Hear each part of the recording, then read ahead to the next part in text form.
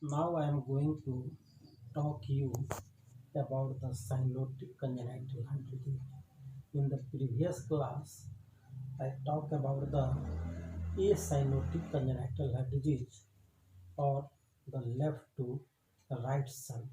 So the cyanotic congenital heart disease, there is a development of right to left side. The disease in this group causes cyanosis early in the postnatal life. So it is called cyanotic congenital heart disease.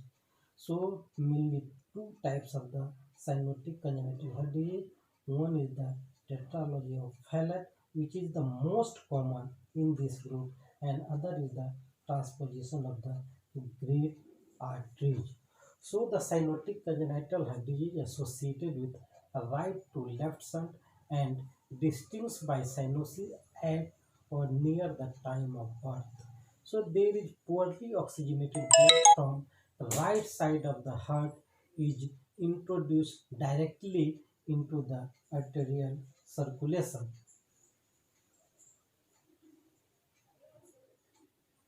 So right to left shunt lesion develop into the tetralogy of Fallot, TOF, and transposition of the great arteries.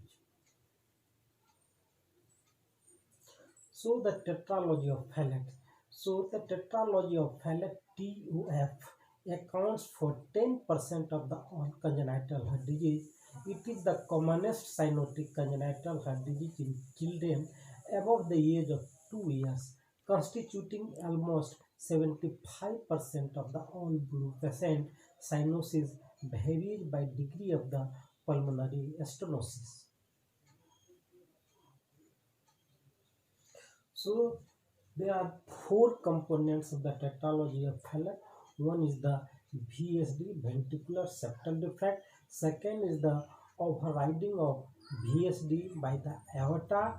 Third is the right ventricular hypertrophy, and fourth one is the RVOTO, that is right ventricular outflow tract obstruction, which may be infundibular, valvular, or usually a combination of both with or without supravalvular or pulmonary stenosis. So, tetralogy of Fallot that contains usually four components. So in the diagram, here you see the four components of the tetralogy of Fallot. So in the diagram, you see here the pulmonary stenosis, overriding of the aorta, ventricular septal defect, and right ventricular hypertrophy. So all of the features result from the anterosuperior displacement of the infundibular septum, so that there is abnormal division into the pulmonary trunk and aortic root. Even untreated, some tetralogy patient can survive into the adult life.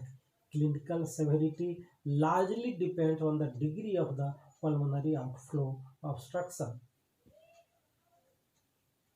So clinical sign and symptom.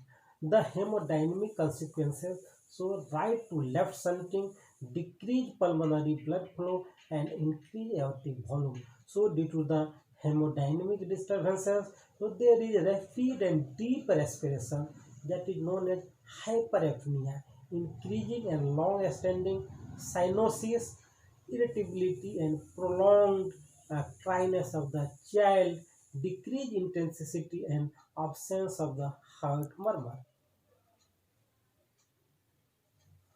Hearts in the morphology, the hearts are usually large and boot-shaped as a result of right ventricular hypertrophy.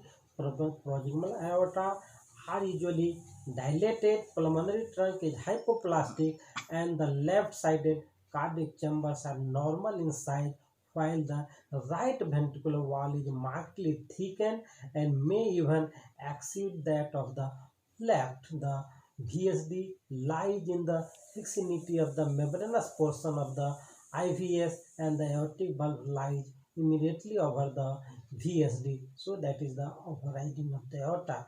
The pulmonary outflow tract is narrow. The complication of the TOF have polycythemia due to the hypoxia, hypertrophic osteoarthropathy that may lead to the clubbing of the fingertips, may lead to the development of infective endocarditis, systemic embolization. So there is a right to left side permit venous emboli to bypass the lung and directly enter the systemic circulation, and that is known as the paradoxical embolism. The surgical treatment for tetralogy of Fallot, the VSD closure and relief of RVOTO with resection of the infundibular and pulmonary valvotomy. Common complication in adulthood after repair, there is development of pulmonary regurgitation, residual RVOTO aortic root dilation with valve regurgitation, right ventricular dilation and dysfunction and residual development of the VSD. The this now come to the transposition of the great artery. So these are the second most common cyanotic congenital heart disease. So the TGA produces the ventriculoarterial disorders. Thus, the aorta lies anterior and arises from the right ventricle, while the pulmonary artery is relatively posterior and emanates from the left ventricle. So this is the discordant connection of the ventricles to their vascular outflow. The embryonic defect in that condition is there is abnormal formation of the truncal and orthopulmonary septa, so that the aorta arises from the right ventricle and pulmonary artery arises or emanates from the left ventricle.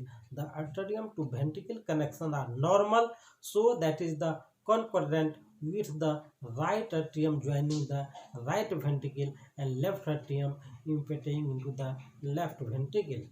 The ventriculoarterial discordance and arterioventricular concordance. So there is a ventriculoarterial discordance and arterioventricular concordance development in the transposition of the great artery.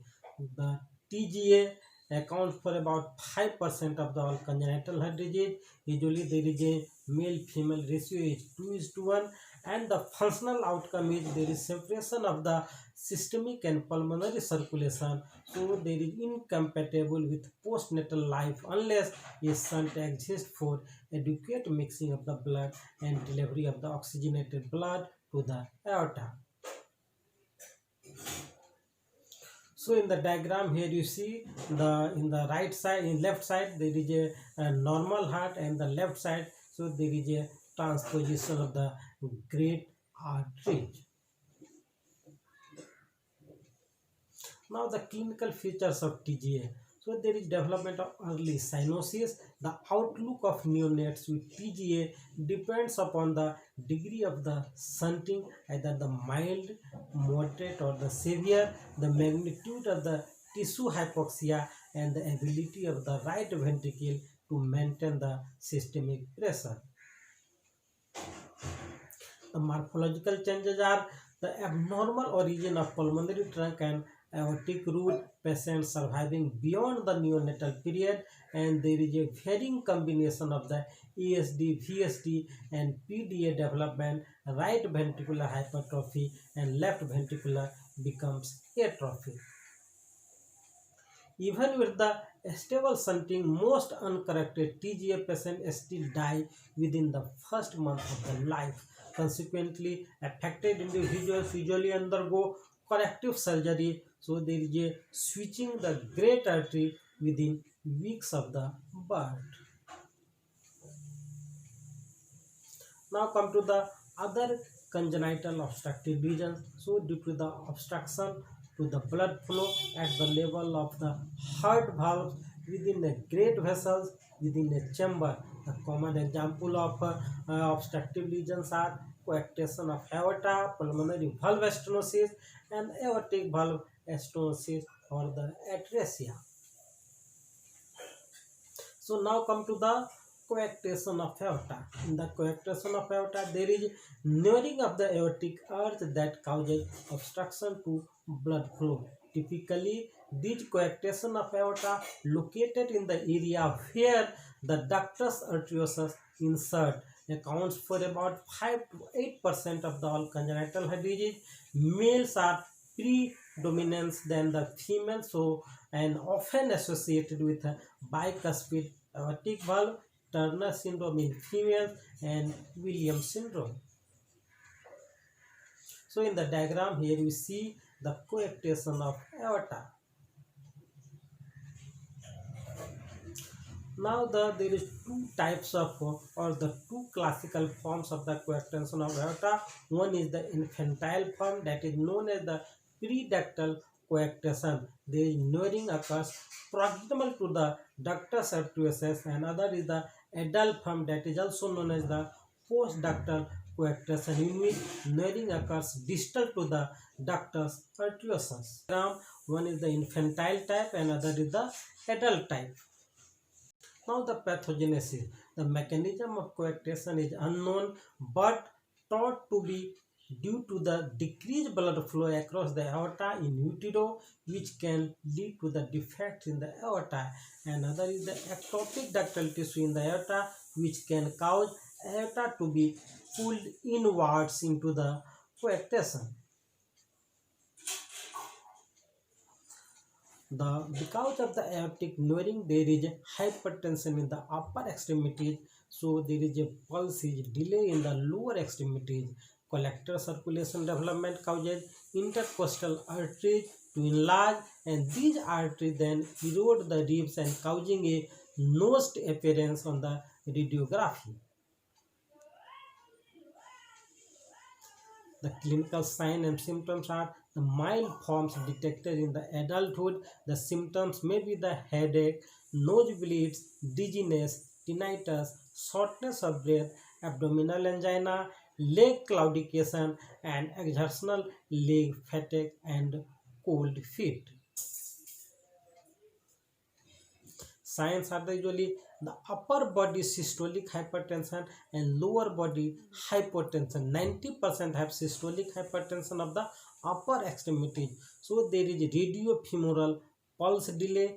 Chest X-ray finding may include the rib notching of the third and fourth rib from the collectors, widening of the left subclavian artery, and pulse discrepancy between the right and left arms. The classical signs of the coarctation are diminution or the absence of the femoral pulses, higher BP in the upper extremities as compared to the lower extremities. So in the diagram here you see the rib notching. Now come to the aortic valve stenosis. These aortic valve stenosis account for 5% of the all congenital heart disease. The male-female ratio is 4:1, and there is wide spectrum of disease. Babies with severe stenosis may be ductal dependent, and half of the patients with coarctation also have the abnormalities of the aortic valve. Risk of reoccurrence increases by 15% or the greater. So in the diagram here you see the aortic stenosis. The aortic. Now come to the pulmonary valve stenosis. The pulmonary valve stenosis characterized by the obstruction to blood flow from right ventricle to the pulmonary artery, and this obstruction is caused by the narrowing at one or more point from the right ventricle to the pulmonary artery. So in the diagram here you see the pulmonary stenosis. Thank you.